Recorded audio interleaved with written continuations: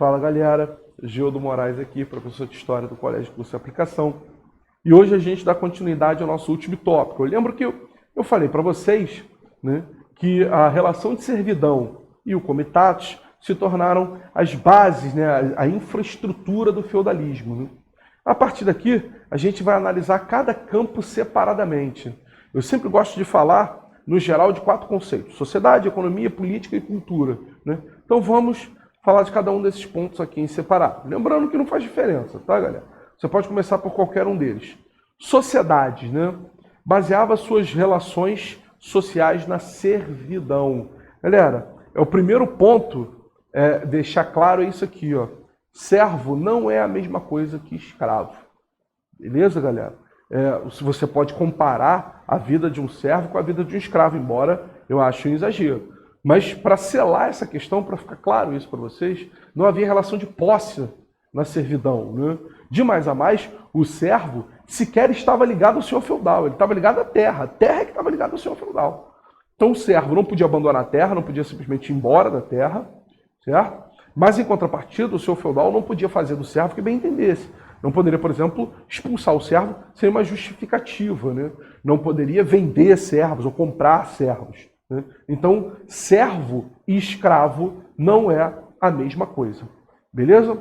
A sociedade era estamental e não havia a mobilidade social. O que é estamental, galera? Ela era dividida em estados ou estamentos. Né? O que significa dizer, pessoal, que as classes eram muito bem divididas. E a posição social, isso é importante, lembra disso? É definida pelo nascimento. Se você nasce no primeiro estado, você pertence ao primeiro estado. Se você nasce no segundo estado, você pertence ao segundo estado. Se você nasce no terceiro estado, você pertence ao terceiro estado. O que significa dizer que não há possibilidade de você mudar de classe social. E aqui, galera, a mente de vocês costuma voar.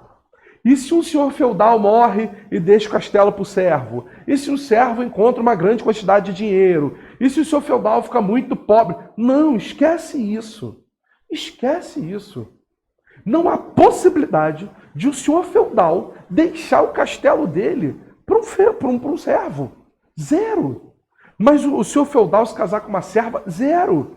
Se senhores feudais, né, se utilizando do machismo daquela época da sociedade, né, acabavam cometendo agressões sexuais contra servos, é uma outra questão. Tendo filhos bastardos, essa é uma outra questão. Mas casamentos oficiais perante a sociedade eram apenas com mulheres da nobreza. Até porque, galera, isso está mais em cultura, mas tudo bem, a gente pode falar agora, até porque casamento por amor é uma coisa muito nova.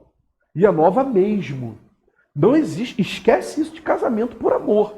O casamento, na época, era uma relação política. O casamento selava uma aliança política. Você é proprietário de terras. Você tem um feudo poderoso.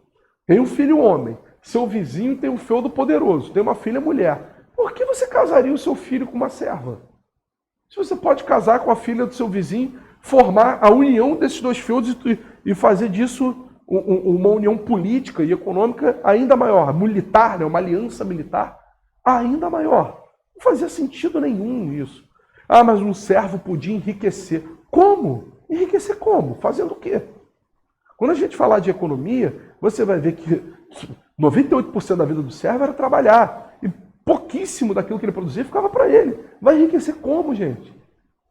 Galera, era raro o servo comer carne. Era difícil um servo comer carne. Daí você dizer que ele vai enriquecer a ponto de comprar um castelo? Não. E mesmo, vamos fingir, tá? Que, um deles encontrou o gênio da lâmpada. E ele pediu 3 desejos, um desses desejos era ser rico.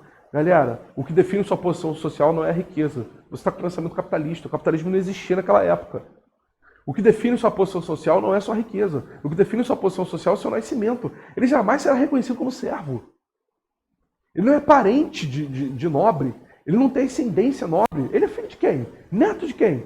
O pai dele foi o barão de alguma coisa? O avô dele foi o arquiduque de alguma coisa? Ele já cavalgou ostentando algum estandarte? Não. Não. Tem um filme muito legalzinho, um romance de aventura, vamos dizer assim, né? Um falecido Heath Ledger, para quem não lembra, o Coringa, né? Fez o penúltimo papel de Coringa, né? O último foi o Joaquin Phoenix. Mas ele tem um filmezinho muito legalzinho chamado Coração de Cavaleiro, né? E aí, por um tempo, ele consegue esconder que ele é que ele, na verdade, não é nobre, né? Ele rouba a identidade de um outro cavaleiro lá, mas ele tem que se esconder o tempo todo, né?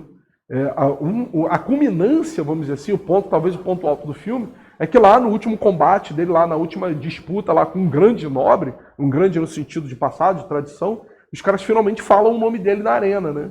E aí, o engraçado é que toda vez que um cavaleiro entrava na arena, ele era representado, né? Então, pô, esse é o Lord Guy d'Auvergne, né? Filho do barão do duque da Aquitânia, que lutou contra os fulanos, neto do arquiduque da Normandia, papapá. Pô, quanto maior a linhagem do cara, mais puro, ao menos na teoria, tá, gente? Conceito da época. Mais puro ele era. E aí o maluco entra e fala assim, esse aqui é o William Thatcher, né? Filho do fulano e tal, que é telheiro. Só. Então a questão não é a riqueza, galera, não é esse mesmo. E se o senhor feudal ficasse muito, muito, muito pobre?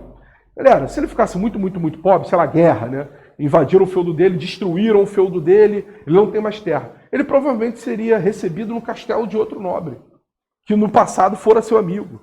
Lembra que esse cara tem irmão, lembra que esse cara tem filho, lembra que esse cara tem tio, tem sogro. Alguém vai receber esse cara de volta. Alguém vai ver e falar, não, cara, enquanto a gente não consegue o teu feudo de volta e tal, você fica aqui com a gente. Claro, existiam senhores feudais mais poderosos e menos poderosos, sem dúvida nenhuma, né? E entre eles, sim, havia uma diferença, né? Senhores feudais de terras muito ricas, né? De terras em que a plantação era muito boa, né? Riquezas minerais, né? Às vezes o cara achava ouro, de novo, né? Quem lembra de Game of Thrones, né? Tem uma galera, uma família lá que é rica, porque vamos chamar de feudo, tá? Que o feudo deles é em cima de uma mina de ouro. Porra, eles são milionários, são muito influentes no reino, né? Inclusive tentam até um golpe de Estado para chegar ao poder e tal. Mas enfim, havia diferença entre os senhores feudais. Mas entre eles, deles para com o resto, não, nunca. O senhor feudal será sempre tratado como senhor feudal, por mais sem posses que ele fique, vamos dizer assim. Até porque esquece o capital como fonte da riqueza, porque não tinha isso na época. O conceito de riqueza não era esse, tá? Já adiantei aqui para vocês, galera. Era dividido em 3 classes sociais, né? Clero, na verdade, em 3 estados, né? Clero, nobreza e servos. Para facilitar, né? Sempre isso aqui, né? A gente sempre pega essa pirâmide do feudalismo. Galera, só uma correção, quando eu coloquei, eu não vi. Inverte essa posição, tá, gente? O clero vem acima do senhor feudal. A Igreja Católica está acima do senhor feudal. Beleza? Então, só para ficar claro. Lá em cima você tem o clero, que, olha, era dividido. Você tinha clero regular e clero secular, certo? O clero regular é aquele que vivia sobre regras, sobre régulos. Então, aquele clero que não se envolvia com atividades do dia a dia, externas à instituição religiosa. Eram os caras que ficavam claustros, né? Nunca saíam de dentro dos mosteiros, ou se dedicavam apenas a situações da Igreja Católica, né? Administrações da Igreja Católica, não se envolviam com a população, né? E aí você tem a galera, o clero secular, que era a galera que trabalhava, normalmente eram os padres das paróquias, das igrejas menores, que trabalhavam direto com a população, com caridade, né? Direto com as pessoas mais pobres. Embaixo, de novo, lembra de inverter, né? Você tinha os senhores feudais, aí sim, de feudos mais poderosos, feudos menos poderosos, né? Tudo bem. Nobres e guerreiros, galera, ele botou aqui, eram chamados segundogênitos. A gente vai falar disso quando falar de política, né? Normalmente era a galera que era da nobreza, mas não era dona de feudo. E esse normalmente era o segundogênito, era o outro irmão, né? Lembra que o feudo passava do pai para o filho mais velho, né? E aqui embaixo, como eu falei para vocês, o terceiro estado, clero. Lembrando, galera, cada um deles tem uma função. Função do clero, oratore. Orar. O clero rezava, o clero orava, certo? Era o intermediário entre Deus e os homens. Nobreza, belatore.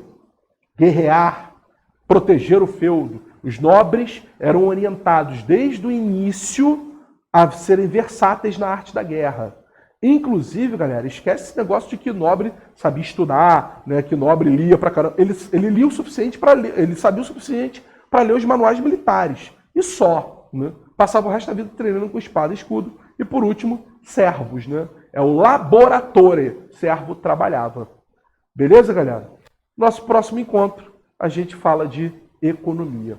Certo, pessoal? Beijo no coração de vocês. Até a próxima.